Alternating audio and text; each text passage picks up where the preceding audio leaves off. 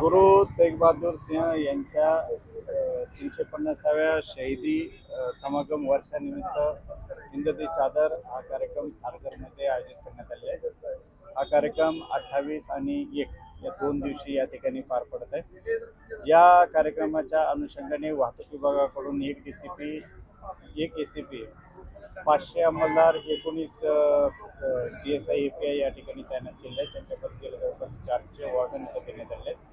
या कार्यक्रमासाठी येणाऱ्या नागरिकांसाठी, भाविकांसाठी पार्किंगचं योग्य नियोजन केले आहे। जवळपास 33 पार्किंग प्लेसेस या ठिकाणी उपलब्ध करून दिले आहेत।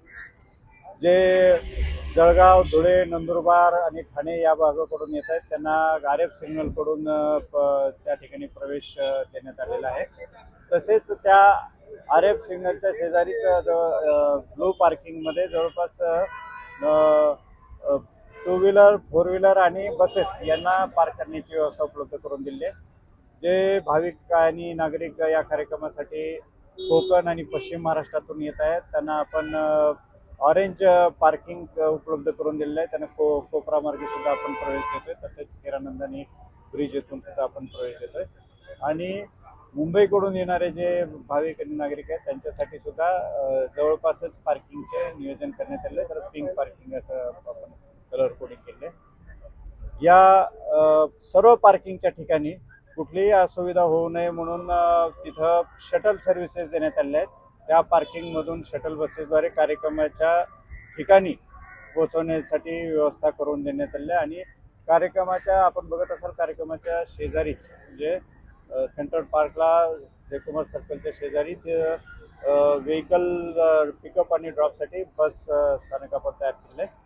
अशी सुविधा ओला, उबर आणि जे टॅक्सी चालक आहेत त्यांना सुद्धा आपण या ठिकाणी पार्किंगसाठी, पिकअप आणि ड्रॉपसाठी सुविधा उपलब्ध करून देण्यात आली आहे। वाहनं कुठं बंद पडू नये म्हणून जवळपास 12 2 व्हीलर क्रेन आणि 2 व्हीलर टोईंग आणि 12 4 व्हीलर टोईंग, त्याचबरोबर काही क्रेन उपलब्ध करून ठेवले आहेत। वेगवेगळ्या ठिकाणी ते उपलब्ध करून देण्यात आले आहेत। आणि दिवस आणि रात्रीचं बंदोबस्ताचं नियोजन केले आहे। जे नागरिक या कार्यक्रमासाठी येत आहेत त्यांच्यासाठी सुद्धा पुरेशा पार्किंग व्यवस्था उपलब्ध करून दिलेल्या आहेत। सार्वजनिक वाहनांचा सुद्धा वापर करणं उचित राहील।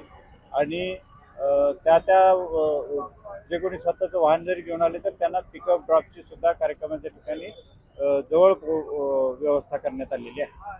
आणि या कार्यक्रमाच्या अनुषंगाने वाहतूक शाखेकडून अधिसूचना देखील जाहीर करण्यात आलेली आहे। जड अवजड वाहनांची अधिसूचना 28 आणि 1 या दोन्ही दिवशी सकाळी 6 ते रात्री 23 वाजेपर्यंत जड अवजड वाहनांना नवी मुंबईच्या कार्यक्षेत्रामध्ये आपण प्रतिबंध केलेला आहे। तसेच खारघरमध्ये सुद्धा ओवे गाव चौकी ते जयकुमार सर्कलपर्यंत आपण जो आहे तो रस्ता बंद केलेला आहे। कारण गर्दी जास्त होल्यामुळे गर्दी जास्त होण्याची शक्यता असल्याने तिथं वाहतूक कोंडी होऊ नये म्हणून लोकसुविधेसाठी आपण तो रस्ता बंद केलेला आहे। तसंच आपण ओवे गावपासून ते ग्रामविकास भवनपर्यंत सुद्धा आपण रेस्ट्रिक्शन आवश्यकतेनुसार घालणार आहेत। आणि हिरानंदानीपासून ते कार्यक्रम ठिकाणापर्यंत जो मुख्य रस्ता आहे त्या मुख्य रस्त्यावरती नो पार्किंग केलेली आहे। नागरिकांना या ठिकाणी, भाविकांना आणि नागरिकांना या ठिकाणी पोहोचण्यासाठी कुठलाही अडथळा होणार नाही या दृष्टीने वाहतूक विभागाने उचित व्यवस्था केलेली आहे।